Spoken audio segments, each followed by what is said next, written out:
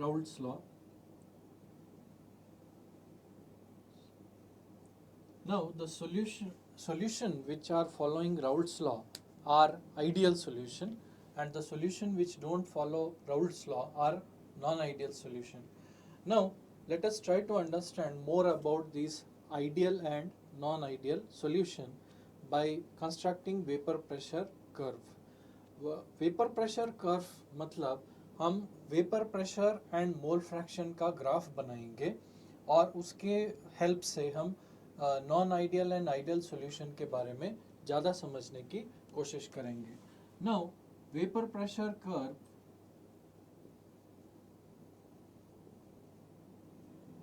Curve for let us first see for ideal solution कि ideal solution का vapour pressure curve कैसे दिखेगा. हम सिर्फ दो कंपोनेंट कंसिडर करेंगे एट प्रेजेंट. एक होगा सोल्यूट एंड दूसरा होगा सॉल्वेंट. सो वाई एक्सिस पे हम प्लॉट करेंगे वेपर प्रेशर. सो यहाँ पे वेपर प्रेशर है एंड एक्स एक्सिस पे मोल फ्रैक्शन है.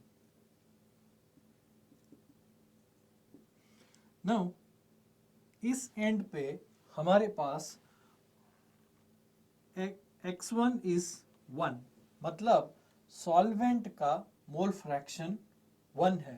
सॉल्वेंट का मोल फ्रैक्शन 1 होना मतलब प्योर सॉल्वेंट है यहाँ पे, एंड सॉल्वेंट प्योर है इसलिए सोल्यूट का मोल फ्रैक्शन 0 होगा. इस कॉर्नर पे अपोजिट होगा.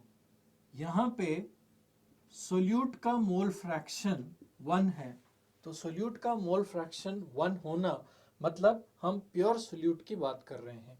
अगर यहाँ पे सोल्यूट प्योर है तो सॉल्वेंट का मोल फ्रैक्शन यहाँ पे 0 होगा. मतलब इस पॉइंट पे हमारे पास प्योर सॉल्वेंट है और इस पॉइंट पे हमारे पास प्योर सोल्यूट है. नाउ राउल्ट्स लॉ कहता है कि partial pressure of any component is directly proportional to its mole fraction. तो अगर किसी सब्सटेंस का मोल फ्रैक्शन कम हुआ तो उसका पार्शियल प्रेशर भी कम होगा. अगर किसी सब्सटेंस का मोल फ्रैक्शन बढ़ता है तो उसका पार्शियल प्रेशर भी बढ़ता है. नाउ क्योंकि यहाँ पे प्योर सॉल्वेंट है तो यहाँ पे जो वेपर प्रेशर होगा वो प्योर सॉल्वेंट का वेपर प्रेशर होगा, दैट इज P1 नॉट. और क्योंकि इस एंड पे हमारे पास प्योर सोल्यूट है तो जो भी वेपर प्रेशर होगा वो प्योर सोल्यूट का वेपर प्रेशर होगा. प्योर सोल्यूट का वेपर प्रेशर मतलब P2 नॉट. और यहाँ पे सॉल्वेंट का वेपर प्रेशर प्योर फॉर्म में कम है, सोल्यूट का वेपर प्रेशर मैंने ज़्यादा दिखाया है. इसका मतलब है कि सोल्यूट ज़्यादा वोलेटाइल है और सॉल्वेंट कम वोलेटाइल है. यहाँ पे वेपर प्योर सॉल्वेंट का वेपर प्रेशर कम होना मतलब प्योर सॉल्वेंट कम वोलेटाइल है एंड सोल्यूट ज़्यादा वोलेटाइल है. फॉर एग्जांपल अगर वाटर एंड अल्कोहल का सॉल्यूशन बनाया तो अल्कोहल ज़्यादा वोलेटाइल होगा तो प्योर फॉर्म में अल्कोहल का वेपर प्रेशर ज़्यादा होगा एंड वाटर का वेपर प्रेशर उससे कम होगा. नाउ जैसे ही मैं इस पॉइंट से आगे आता हूँ तो यहाँ पे तो प्योर सॉल्वेंट है. जैसे ही हम यहाँ आएंगे तो मेरे पास प्योर सॉल्वेंट नहीं होगा बल्कि सॉल्यूशन होगा. नाउ सॉल्यूशन में पार्शियल प्रेशर आ जाएगा. यहाँ पे प्योर सॉल्वेंट का वेपर प्रेशर है, सॉल्यूशन में हम पार्शियल प्रेशर की बात करेंगे. Now partial pressure is directly proportional to mole fraction. तो जैसे जैसे मोल फ्रैक्शन कम होगा पार्शियल प्रेशर भी कम होता जाएगा. अब यहाँ पे सॉल्वेंट का मोल फ्रैक्शन 1 है, यहाँ पे सॉल्वेंट का मोल फ्रैक्शन 0 है. मतलब यहाँ से इस तरफ आते हुए सॉल्वेंट का मोल फ्रैक्शन कम हो रहा है.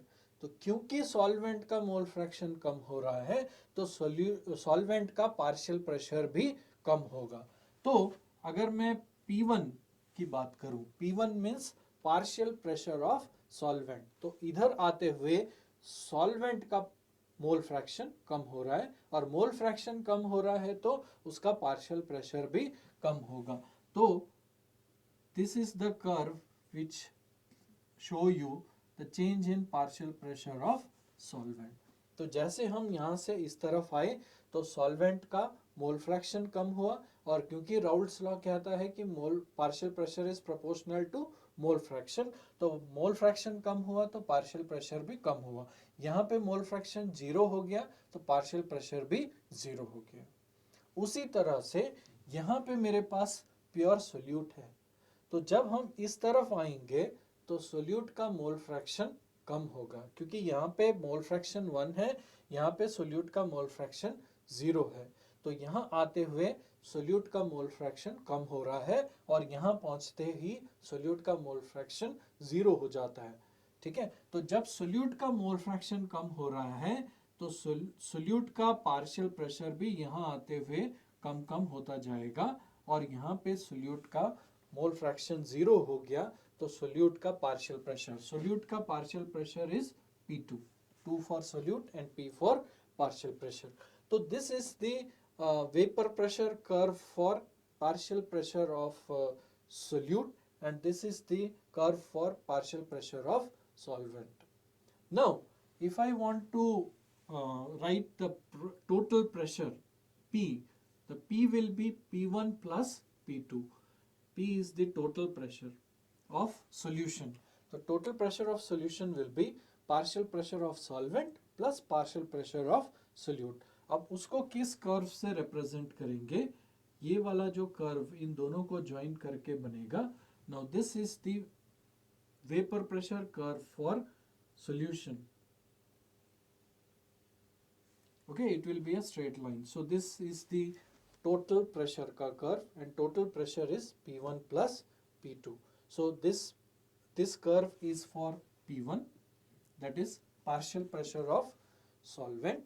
This is for P2, partial pressure of solute.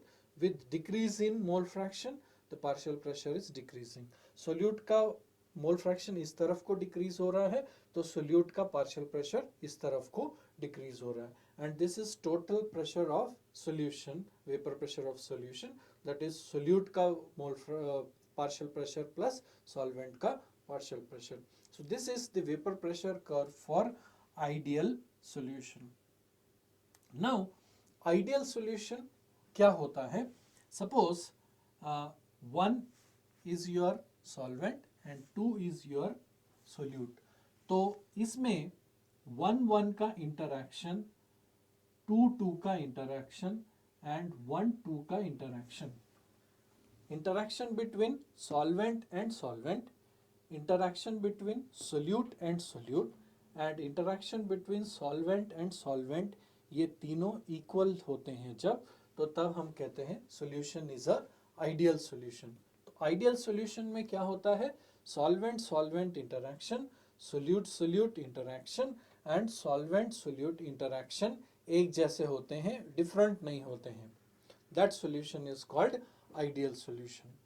अब कोई भी चीज हो, हमेशा वो आइडियल बिहेव नहीं करता है, तो अब हमें देखना होगा कि जब सॉल्यूशन आइडियल बिहेव नहीं करेगा तब क्या होगा. अब इस केस में दो कंडीशंस पॉसिबल है. पहला कंडीशन है कि first condition when we are considering non ideal solution, कि solvent solvent interaction and solute solute interaction is more than solute and solvent interaction. तो 1 फॉर सॉल्वेंट, तो सॉल्वेंट सॉल्वेंट इंटरैक्शन ज़्यादा है, solute solute interaction भी ज़्यादा है, और solute solvent interaction उससे कम है. तो ऐसे केस में क्या होगा? अब जो हमने आइडियल सॉल्यूशन देखा, आइडियल सॉल्यूशन में delta we mixing, delta stands for change and V volume, change in volume. तो मिक्स करने पे जो वॉल्यूम चेंज होगा it will B 0. Volume change होना मतलब सपोज मैंने 10 ml सॉल्वेंट लिया एंड 5 ml सोल्यूट लिया, तो 10 + 5 वॉल्यूम मिक्स करने के बाद कितना होना चाहिए? 15 ml होना चाहिए. तो मिक्स करने से पहले कितना था? 10 + 5 दैट इज 15. और अगर मिक्स करने के बाद भी मुझे 15 मिल रहा है तो कोई भी चेंज नहीं हुआ. मिक्स करने से पहले भी 15 ml था, मिक्स करने के बाद भी 15 ml है, तो change in volume after mixing is 0। लेकिन अगर पहले 10 + 5 15 था और मिक्स करने के बाद वो 14 हो जाता है, ये भी हो सकता है जब हम नॉन आइडियल सॉल्यूशन कंसिडर करेंगे। तो यहाँ पे वॉल्यूम 15 था और अब 14 हो गया है, तो final minus initial 14 minus 15 it will be -1। तो यहाँ पे change in volume is not 0। But ideal solution में क्या होता है, आइडियल सॉल्यूशन में change in volume is 0। Now next है delta H, enthalpy change on mixing. Now क्योंकि इसमें इनका इंटरैक्शन सबका एक जैसा है, solvent solvent, solute solute and solute solvent, ये तीनों इंटरैक्शन एक जैसे हैं, इस वजह से एनर्जी में कोई चेंजेस नहीं आते हैं। तो change in enthalpy on mixing is also 0। So ideal solution में change in volume on mixing is 0 and change in enthalpy on mixing is also 0. This is the case of ideal solution. Now let us see what happens in non-ideal solution, and हमने first case जो consider किया है कि solvent solvent interaction ज़्यादा है, solute solute भी ज़्यादा है, solvent solute interaction कम है।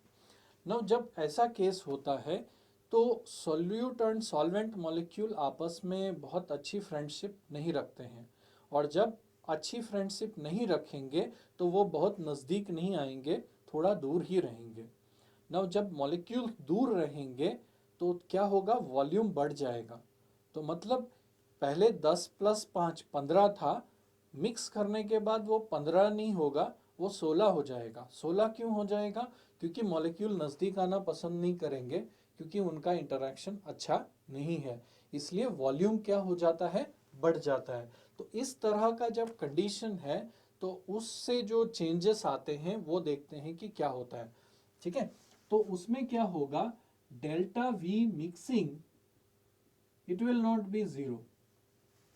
Volume in after mixing, change in volume after mixing will not be 0।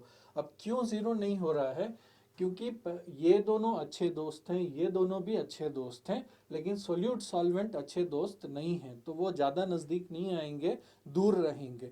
तो मिक्स करने से पहले वॉल्यूम 10 + 5 15 था, लेकिन क्योंकि वो अच्छे दोस्त नहीं हैं, वो दूर जाएंगे, तो मिक्स करने के बाद वॉल्यूम 16 हो जाएगा। ना फाइनल वॉल्यूम कितना है, 16, इनिशियल है 15, तो 16 माइनस 15 विल बी +1। तो इसमें change in volume will not be 0, it will have some positive number, कुछ तो पॉजिटिव चेंज होगा इन वॉल्यूम। ठीक है, मतलब वॉल्यूम बढ़ेगा मिक्स करने के बाद। उसी तरह से डेल्टा एच मिक्सिंग भी है।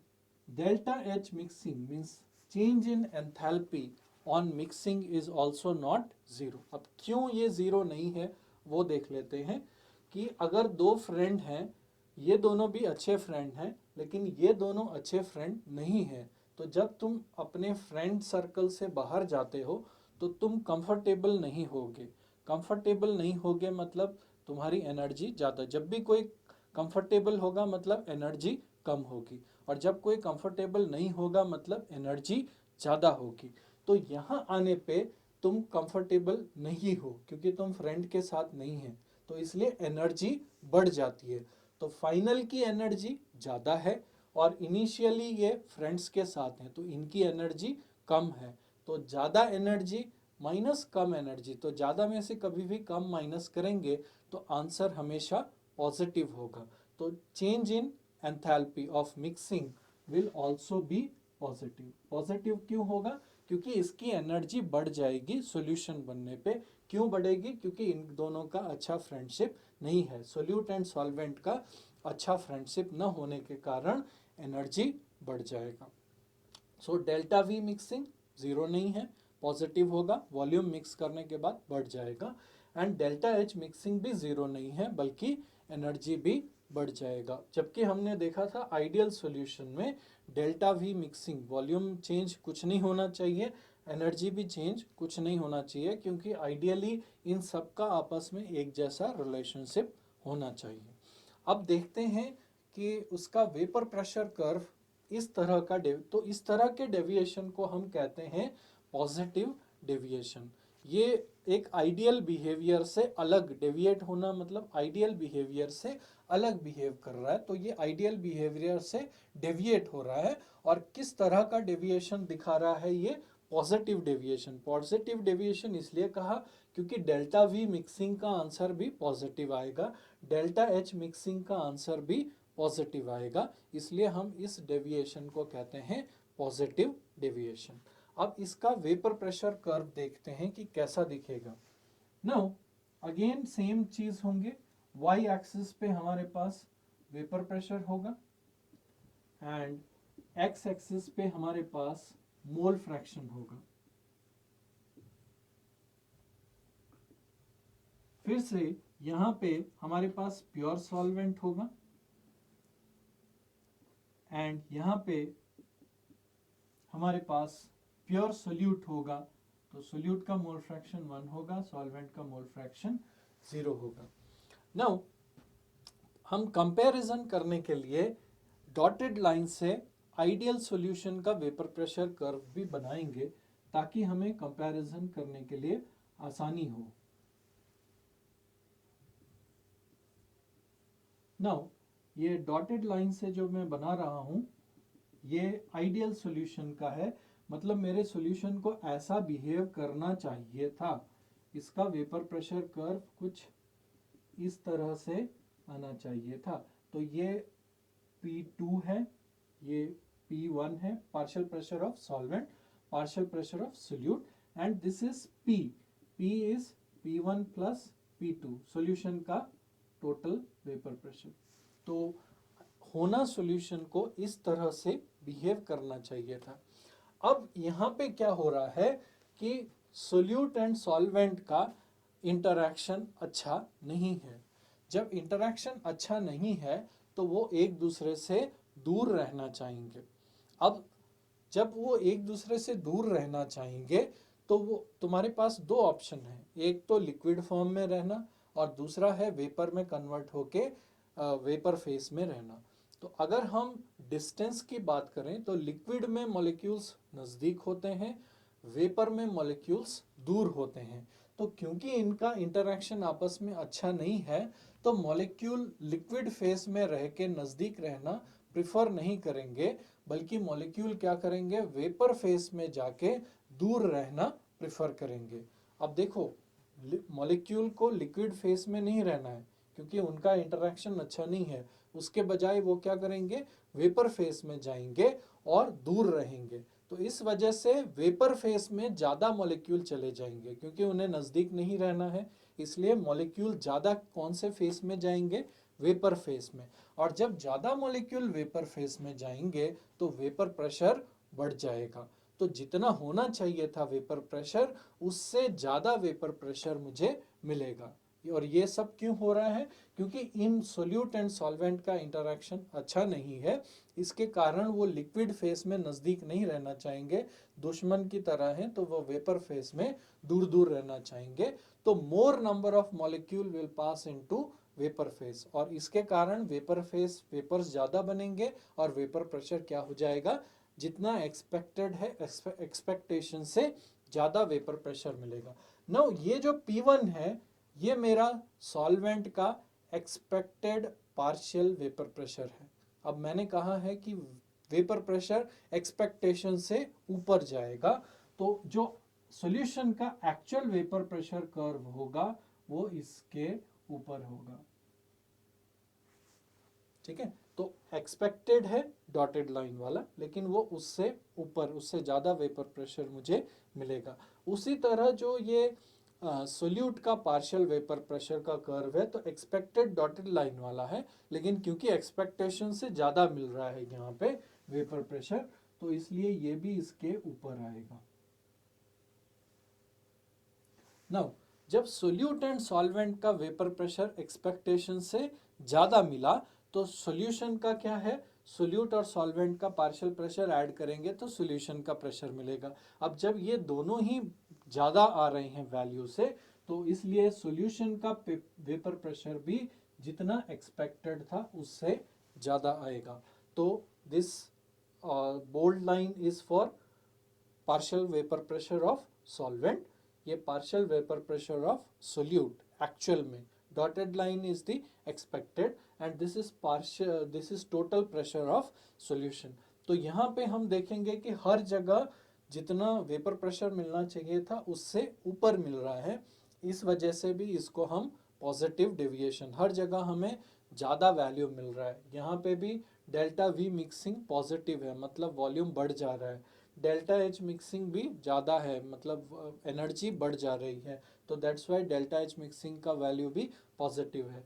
यहाँ पे भी वेपर प्रेशर ज़्यादा हो रहा है क्योंकि मॉलिक्यूल लिक्विड फेस में नज़दीक ना रह के वेपर फेस में जाना प्रेफर करेंगे, इसलिए हर जगह हमें पॉजिटिव डेविएशन मिल रहा है and this type of deviation is called positive deviation. So this is positive deviation from ideal behavior. Ideal behave करता तो इस तरह का वेपर प्रेशर कर्व मिलता, लेकिन उसने पॉजिटिव डेविएशन दिखाया। पॉजिटिव डेविएशन कब दिखेगा? जब सोल्यूट और सॉल्वेंट का इंटरेक्शन अच्छा नहीं है। किससे अच्छा नहीं है? सॉल्वेंट एंड सोल्यूट से के इंटरेक्शन से अच्छा नहीं है, तब हमें दिखेगा पॉजिटिव डेविएशन। अब दूसरा केस कंसीडर करते हैं जब हमें इनका इंटरेक्शन ज़्यादा अच्छा हो उससे। सो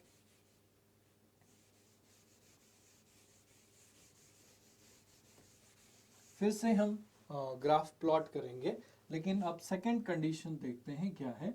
सेकंड कंडीशन में solvent solvent interaction and solute interaction is less than solute and solvent interaction, ठीक है, दिस इज द केस।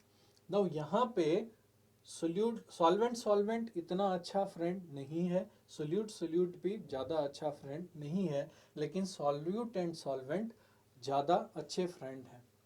जब ऐसा होगा तो सोल्यूट एंड सॉल्वेंट जब ज़्यादा अच्छे फ्रेंड हैं तो वो जब तुम मिक्स करोगे तो वो ज़्यादा क्लोज आने की कोशिश करेंगे।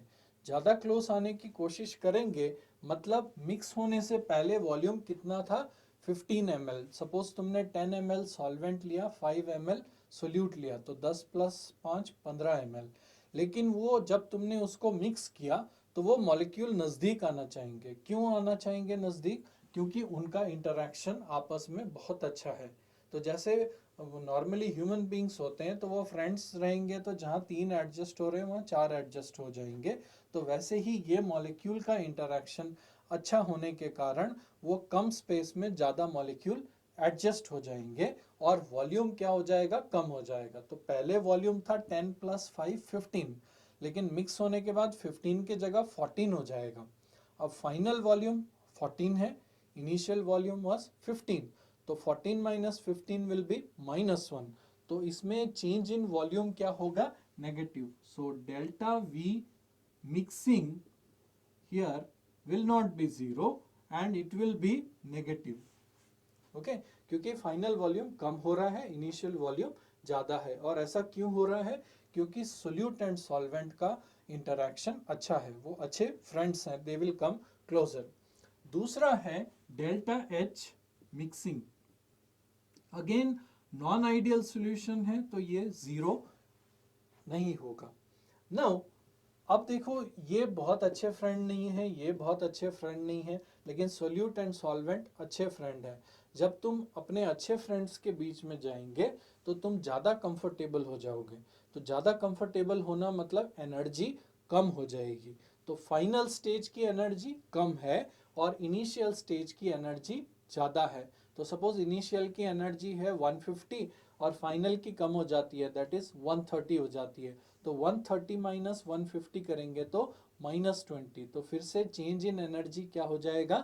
नेगेटिव, क्योंकि फाइनल वाले की एनर्जी कम है, क्योंकि वो फ्रेंड्स के बीच है, ज़्यादा कंफर्टेबल जोन में है, और पहले उतने अच्छे फ्रेंड्स के बीच में नहीं है, तो उतना कंफर्टेबल जोन में नहीं है। तो इनिशियल जब मिक्स नहीं किया सॉल्यूशन तब एनर्जी ज़्यादा होगी, जब सॉल्यूशन बन गया तो एनर्जी कम हो जाएगी। तो change in energy again will be negative. So change in volume is negative, change in energy is also negative. इस तरह के डेविएशन को हम कहेंगे नेगेटिव डेविएशन। अब देखते हैं कि इस वाले केस में वेपर प्रेशर कर्व कैसा दिखेगा। नाउ फिर से यहाँ पे वेपर प्रेशर वाई एक्सिस पे एंड एक्स एक्सिस पे मोल फ्रैक्शन। अगेन इस एंड पे प्योर सोल्यूट है तो सॉल्वेंट का मोल फ्रैक्शन 0 है। यहाँ पे प्योर सॉल्वेंट है इसलिए सोल्यूट का मोल फ्रैक्शन 0 है। This is P1 not and this one is pure solute का mole partial pressure P2 not. Now let us first draw the ideal curve. तो आइडियल में वेपर प्रेशर इस तरह से कम होगा and I will get straight line. तो this is P1, this is P2 and this is the total pressure of solution. So this is P, which is P1 plus P2, partial pressure of solute plus partial pressure of solvent. तो ideally मेरा curve ऐसा होना चाहिए था। अब solute solvent and solute उतने अच्छे friends नहीं हैं, लेकिन सोल्यूट एंड सॉल्वेंट ज़्यादा अच्छे फ्रेंड्स हैं। तो इसलिए वो नज़दीक रहना पसंद करेंगे क्योंकि वो अच्छे फ्रेंड्स हैं, दूर जाना पसंद नहीं करेंगे। अब नज़दीक रहना कब पॉसिबल है? जब वो लिक्विड फॉर्म में रहते हैं, और जब वो वेपर फेस में जाएंगे तो वो दूर दूर चले जाएंगे। तो इस केस में वो वेपर फेस में जाना ज़्यादा पसंद नहीं करेंगे, वो लिक्विड फेस में रहना ज़्यादा पसंद करेंगे क्योंकि सोल्यूट एंड सॉल्वेंट का इंटरैक्शन अच्छा है। इस वजह से मुझे जितना वेपर मिलना चाहिए था उससे कम वेपर मिलेगा। कम वेपर क्यों मिलेगा? क्योंकि मॉलिक्यूल वेपर फेस में जाना ही नहीं चाहते हैं, उनके आपस में रिलेशन अच्छे हैं तो वो साथ में रहना चाहते हैं, वो नज़दीक रहना चाहते हैं। और नज़दीक कब रहेंगे? जब वो लिक्विड फेस में रहेंगे, क्योंकि वेपर फेस में तो मॉलिक्यूल दूर चले जाते हैं। तो इसमें क्या होगा कि मॉलिक्यूल वेपर फेस में कम जाना प्रेफर करेंगे और इसके कारण वेपर प्रेशर जितना उम्मीद है उससे कम हो जाएगा। ठीक है, तो जब वेपर प्रेशर कम होगा तो इसका पार्शियल प्रेशर, जैसे जो सॉल्वेंट का पार्शियल प्रेशर है एक्सपेक्टेड इतना है, लेकिन क्योंकि इंटरेक्शन अच्छा था वो उससे कम पार्शियल प्रेशर दिखाएगा, तो इसका पार्शियल प्रेशर एक्सपेक्टेड से कम हो जाएगा। अगेन सोल्यूट का पार्शियल प्रेशर भी जितना एक्सपेक्टेशन है उससे कम होगा, क्योंकि इंटरेक्शन अच्छा होने के कारण वो वेपर फेस में जाना प्रेफर नहीं करेंगे। तो this was the expected one, तो उसके नीचे आएगा द एक्चुअल वेपर प्रेशर। अब जब सोल्यूट का पार्शियल प्रेशर कम आया, सॉल्वेंट का पार्शियल प्रेशर भी उम्मीद से कम आया, तो सॉल्यूशन का pressure is solute plus solvent का पार्शियल प्रेशर, तो वो भी एक्सपेक्टेशन से नीचे आएगा और हमें जो इस तरह का कर्व मिलेगा जिसमें एक्सपेक्टेशन से पार्शियल टोटल प्रेशर जो है एक्सपेक्टेशन से नीचे है। तो इस तरह के डेविएशन को हम कहते हैं नेगेटिव डेविएशन। तो नेगेटिव डेविएशन में क्या होता है, जितना प्रेशर एक्सपेक्टेड है वेपर प्रेशर उससे कम वेपर प्रेशर हमको मिलता है। और ऐसा क्यों होता है? क्योंकि सोल्यूट एंड सॉल्वेंट का इंटरेक्शन ज़्यादा अच्छा है सॉल्वेंट एंड सोल्यूट के इंटरेक्शन से। Now let us see few examples under these two category कि इनमें एक्चुअल प्रैक्टिस में क्या क्या एग्जाम्पल हम दे सकते हैं। इसमें हम दे सकते हैं इथेनॉल एंड हेक्सेन का एग्जाम्पल। ठीक है, जब इथेनॉल अकेला है तो मॉलिक्यूल के बीच इंटरैक्शन अच्छा होता है क्योंकि ये पोलार है और हाइड्रोजन बॉन्डिंग है। हेक्सेन नॉन पोलार है, तो नॉन पोलार के साथ दोस्ती करेगा, पोलार के साथ दोस्ती करेगा। इथेनॉल की दोस्ती अच्छी होगी क्योंकि वो पोलार है। हेक्सेन की दोस्ती अच्छी होगी क्योंकि वो नॉन पोलार है। जब हम इथेनॉल में हेक्सेन मिक्स करेंगे तो वो दो इथेनॉल के बीच में हेक्सेन आ जाएगा और हेक्सेन दो इथेनॉल का आपस में जो इंटरेक्शन है उसको कम कर देगा और इसके कारण ज़्यादा इथेनॉल वेपर फेस में जाएगा। इसलिए इस तरह का सॉल्यूशन हमको पॉजिटिव डेविएशन देगा। क्यों? इथेनॉल इथेनॉल इंटरेक्शन अच्छा है, हेक्सेन हेक्सेन भी अच्छा है, लेकिन इथेनॉल और हेक्सेन का इंटरेक्शन अच्छा नहीं है क्योंकि इसमें एक पोलार है, दूसरा नॉन पोलार है, उनकी फ्रेंडशिप अच्छी नहीं हो सकती। तो this will give rise to positive deviation. Negative deviation में देखते हैं। नेगेटिव डेविएशन में क्या होता है कि solvent solvent and solute solute का इंटरेक्शन कम होना चाहिए आपस में, एंड सोल्यूट एंड सॉल्वेंट का ज़्यादा होना चाहिए। फॉर एग्जाम्पल, अगर हमारे पास क्लोरोफॉर्म है प्लस एसीटोन है, तो इसमें क्या होगा, एसीटोन एंड क्लोरोफॉर्म के हाइड्रोजन के बीच में हाइड्रोजन बॉन्डिंग बन जाता है। ठीक है, तो क्लोरोफॉर्म क्लोरोफॉर्म में भी उतना अच्छा इंटरेक्शन नहीं है, एसीटोन एसीटोन में आपस में इंटरेक्शन है, उतना अच्छा नहीं है। इन दोनों का आपस में इंटरेक्शन अच्छा क्यों हो रहा है, क्योंकि ये दोनों मिक्स होने के बाद इनके बीच में हाइड्रोजन बॉन्डिंग बन जा रही है, इसलिए ये इंटरेक्शन अच्छा है। तो वो एक दूसरे को वेपर में जाने ही नहीं देंगे, और जब वो एक दूसरे को वेपर में नहीं जाने देंगे तो वेपर प्रेशर एक्सपेक्टेशन से कम होगा, एंड उसको हम बोलेंगे नेगेटिव डेविएशन।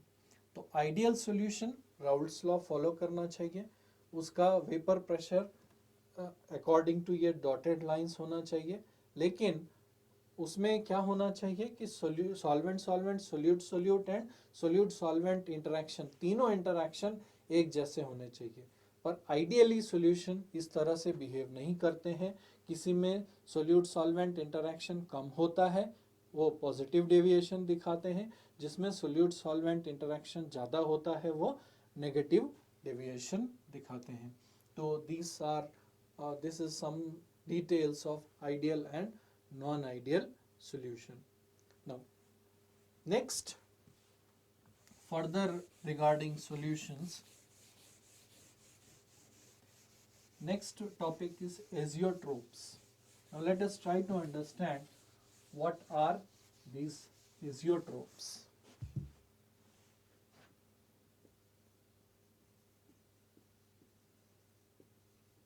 एजियोट्रोप्स या फिर इसको एजियोट्रोपिक मिक्सचर भी कहते हैं। नाउ सपोज मैं दो चीज़ों का सॉल्यूशन बनाता हूँ, solution of A plus B. A less volatile है and B is more volatile.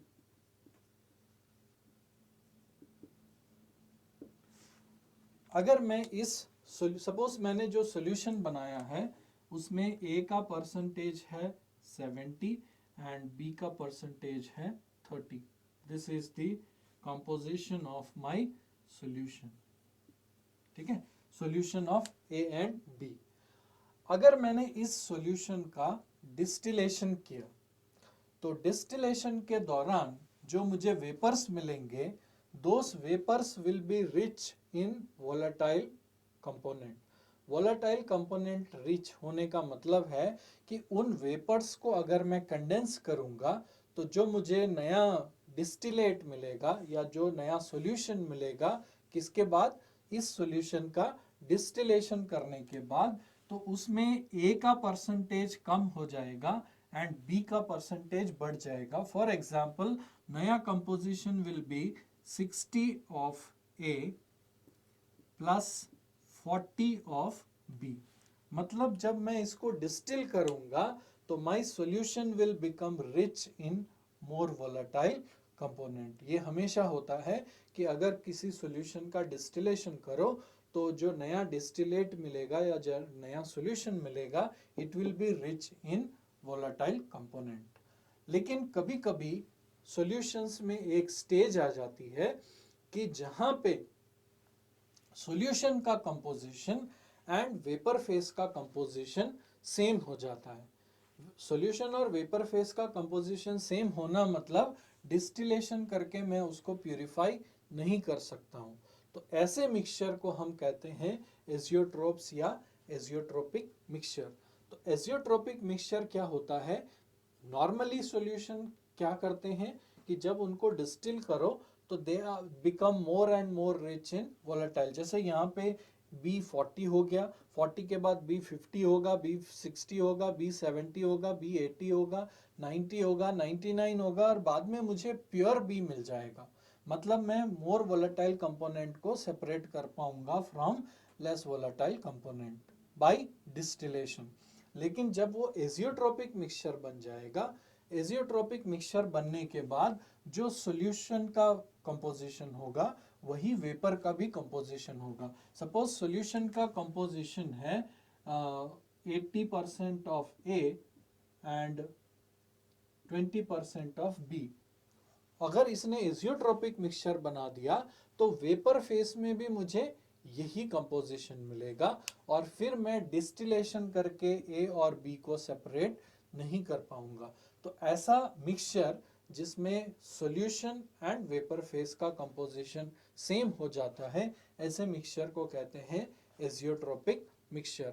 और एजियोट्रोपिक मिक्सचर एक प्योर सब्सटेंस की तरह बिहेव करता है। नॉर्मली मिक्सचर का बॉइलिंग पॉइंट फिक्स नहीं होता है, लेकिन एजियोट्रोपिक मिक्सचर का बॉइलिंग पॉइंट फिक्स होता है। इसमें जो सॉल्यूशन का कंपोजिशन होगा वही वेपर फेस का कंपोजिशन भी होगा। तो एजियोट्रोपिक मिक्सचर मोर और लेस प्योर कंपाउंड की तरह, भले वो प्योर कंपाउंड नहीं होता है बट वो ऐसा बिहेव करेगा एज इफ वो प्योर कंपाउंड है। So this is about azeotropic mixture. So azeotropic mixture is a mixture of or the solution in which the solution phase and vapor phase का composition remains same. Vapor phase बनने के बाद उसका composition change नहीं होता है। Normally क्या होता है, vapor phase is rich in more volatile component, but azeotrope में ऐसा नहीं होता है। जो solution का composition होगा वही vapor phase का composition होगा। So this was some detail of azeotropic mixture या फिर azeotropes. Now अभी तक हमने जो बात किया है वो हमने ऐसे solution की बात की है Raoult's law अप्लाई करके। Again we are focusing on Raoult's law. We have applied Raoult's law to solution where solute भी volatile है and solvent भी volatile है। जैसे अगर मैंने पानी और अल्कोहल मिक्स किया तो पानी भी वेपर बनाएगा और अल्कोहल भी वेपर बनाएगा। मतलब दोनों ही वोलेटाइल हैं, या हिंदी में बोलें तो दोनों ही वाष्पशील हैं, तो दोनों के वेपर्स बनेंगे। अब हम नया केस कंसीडर करेंगे जहां पे हमारा सॉल्वेंट तो ऑफ कोर्स लिक्विड होगा तो वो तो वोलेटाइल होना ही होना है, लेकिन सोल्यूट जो विलय है वो वोलेटाइल नहीं है। तो योर सॉल्वेंट is volatile, लेकिन solute is non volatile। Non volatile मतलब वो वेपर्स नहीं बनाएगा। फॉर एग्जाम्पल अगर मैंने पानी में नमक डाला तो पानी तो वेपर्स बनाएगा लेकिन नमक वेपर्स नहीं बनाएगा।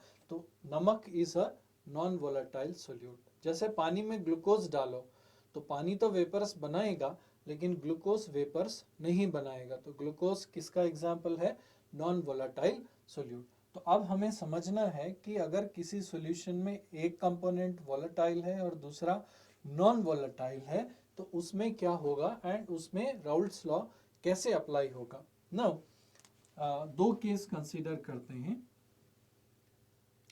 ये है pure solvent, this is pure solvent. इसमें जो ये मॉलिक्यूल्स हैं सरफेस पे, ये सारे सॉल्वेंट मॉलिक्यूल्स हैं। अब इसमें अगर मैं नॉन वोलेटाइल सोल्यूट डालता हूं और फिर सॉल्यूशन बनाता हूं, ये सॉल्यूशन है और इसमें मैंने डाला है नॉन वोलेटाइल सोल्यूट। तो इसमें क्या होगा, सपोज ये तुम्हारा सॉल्यूशन है तो सरफेस पे ये गोल वाला तुम्हारा सॉल्वेंट है एंड स्क्वायर वाला सोल्यूट है। तो कुछ solvent molecule will be replaced by solute molecules. तो this square is solute molecule. और सोल्यूट कैसा है, नॉन वोलेटाइल है। अब यहाँ पे कितना वेपर प्रेशर बनता है वो डिपेंड करता है कि सरफेस पे कितने सॉल्वेंट मॉलिक्यूल है। यहाँ पे सपोज 10 मॉलिक्यूल हैं, तो ये मॉलिक्यूल वेपर फेस में 10 के 10 वेपर फेस में जा सकते हैं, and there will be equilibrium between these molecules on the surface and vapour phase. ठीक है, सपोज यहाँ पे 10 की जगह 7 मॉलिक्यूल सॉल्वेंट के सरफेस पे हैं, 3 मॉलिक्यूल किसके आगे, सोल्यूट के, तो यहाँ पे 10 मॉलिक्यूल वेपर फेस में जा सकते थे। यहाँ पे क्योंकि मैंने नॉन वोलेटाइल सोल्यूट डाला तो कुछ सरफेस पे सोल्यूट के मॉलिक्यूल आ गए, अब 7 ही मॉलिक्यूल वेपर फेस में जा सकते हैं। तो जब 10 मॉलिक्यूल वेपर फेस में जा सकते हैं तो ज़्यादा वेपर बनेगा, और जब ज़्यादा वेपर बनेगा तो वेपर प्रेशर भी ज़्यादा होगा।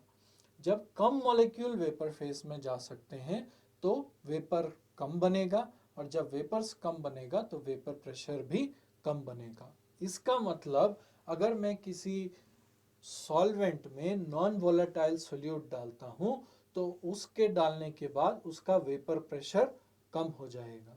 ठीक है, तो सॉल्वेंट क्यों कम होगा, क्योंकि इसमें सरफेस पे सारे सॉल्वेंट मॉलिक्यूल हैं और वह वेपर में जा सकते हैं, तो सब वेपर में इजीली चले जाएंगे। इसमें सरफेस में पूरे सॉल्वेंट मॉलिक्यूल नहीं होंगे, कुछ सोल्यूट होंगे और सोल्यूट वेपर में नहीं जा सकते हैं, इसलिए सिर्फ सॉल्वेंट वाले वेपर में जाएंगे और इसके कारण इसका वेपर प्रेशर कम हो जाएगा। सो नॉन वोलेटाइल सोल्यूट डालने पे किसी भी सॉल्वेंट का वेपर प्रेशर कम हो जाएगा, और इसको कहते हैं lowering of vapour pressure. This is called lowering of vapour pressure. तो वेपर प्रेशर कब कम होगा, जब हम नॉन वोलेटाइल सोल्यूट डालेंगे। So lowering of vapour pressure by non volatile solute. So when we add non-volatile solute तो vapour pressure जितना पहले प्योर सॉल्वेंट का था उससे कम हो जाएगा। क्यों कम होगा उसको भी एक्सप्लेन कर दिया है कि सरफेस पे कुछ सॉल्वेंट मॉलिक्यूल की जगह सोल्यूट मॉलिक्यूल आ जाएंगे, और जहाँ सोल्यूट मॉलिक्यूल होगा वहाँ मॉलिक्यूल वेपर फेस में नहीं जा पाएगा। So this phenomena is called lowering of vapour pressure by non volatile solute. तो अब हम राउल्ट्स लॉ उस सॉल्यूशन पे अप्लाई करेंगे जहां पे कि सोल्यूट क्या है, नॉन वोलेटाइल है। तो देखते हैं हमें क्या इक्वेशन मिलेगा ऐसे केस में। Now when we have Raoult's law applied to volatile solute, पहले वोलेटाइल सोल्यूट पे अप्लाई करते हैं और फिर उसको नॉन वोलेटाइल में लाएंगे। So total pressure of solution is partial pressure of solute plus partial pressure of solvent plus partial pressure of solute. Now solvent का partial pressure क्या है, pure solvent का pressure multiplied by उसका mole fraction, and solute का partial pressure क्या है, pure solute का pressure multiplied by उसका mole fraction. So this equation P total is the vapor pressure of solution, will be P1 naught x1 plus no. So P total will be partial pressure of solvent plus partial pressure of solute. Now when your solute is not volatile, that means जैसे मैंने नमक add कर दिया तो solute vapour नहीं बनाएगा, और जब सोल्यूट वेपर नहीं बनाएगा तो सोल्यूट का पार्शियल प्रेशर होगा ही नहीं। तो सॉल्यूशन का प्रेशर या total pressure will be equal to the partial pressure of solvent. सिर्फ सॉल्वेंट के ही कारण प्रेशर है, इसलिए सॉल्यूशन का pressure and partial pressure of solvent same होगा। ठीक है, so you have pressure of solution is equal to the partial pressure of solvent. And what is partial pressure of solvent? It is nothing but P1 naught into mole fraction of solvent. ठीक है, now so pressure of solution, vapor pressure of solution will be equal to now P1 naught multiplied by mole fraction of your solvent. But we know that mole fraction of solvent plus mole fraction of solute is 1. So mole fraction of solvent is 1 minus mole fraction of solute. So instead of mole fraction of solvent, I can write 1 minus mole fraction of solute. So now let us substitute this. So vapor pressure of solution is equal to, now this P1 naught, instead of x1 I have 1 minus partial pressure of solute. So this can be further modified as pressure of solution is equal to P1 naught minus P1 naught into mole fraction of solute. Now if we rearrange this, we get P of solution minus P1 naught is equal to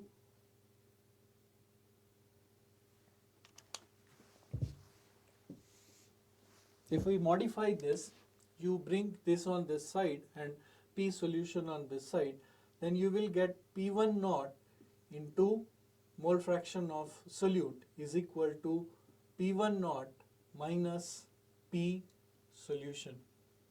Now what is P1 naught? Pure solvent का vapor pressure, and what is P solution? Solution का vapor pressure. So अभी अभी हमने discuss किया है कि non volatile solute डालने पर वेपर प्रेशर क्या हो जाएगा? कम हो जाएगा. तो किसका वेपर प्रेशर ज़्यादा होगा? सॉल्वेंट का वेपर प्रेशर ज़्यादा होगा और सॉल्यूशन का वेपर प्रेशर कम हो जाएगा. कम क्यों हो जाएगा? क्योंकि हम उसमें नॉन वोलाटाइल सोल्यूट हमने ऐड कर दिया है. मतलब प्योर सॉल्वेंट का वेपर प्रेशर ज़्यादा होगा और सॉल्यूशन का वेपर प्रेशर कम हो जाएगा. किसके बाद? After adding non volatile solute. तो this P1 not minus P solution will be, ये क्या है? प्योर सॉल्वेंट का वेपर प्रेशर, ये है सॉल्यूशन का वेपर प्रेशर. तो इसका डिफरेंस हमको बताएगा कि कितना वेपर प्रेशर कम हुआ. तो this term is called lowering in vapour pressure. तो ये है मेरा लोअरिंग ऑफ वेपर प्रेशर. ठीक है, P1 naught minus P is lowering of vapor pressure. Now if I divide it by original value, that is P1 naught, then I will get mole fraction of solute is P1 naught minus P solution upon P1 naught. Now this was lowering of vapor pressure. When you divide it with original vapor pressure, it is called relative lowering of vapor pressure. So relative lowering, this numerator is lowering of vapor pressure, divide by original pressure is the relative lowering of vapor pressure, and relative lowering of vapor pressure is equal to x2. And what is x2? Mole fraction of solute. So relative lowering of vapor pressure is equal to mole fraction of solute. So we have proved this relationship, that relative lowering of vapor pressure is equal to mole fraction of solute in case of non-volatile solute, when our solute is non-volatile. For example, when I am adding NaCl in water, it is an example of non-volatile solute.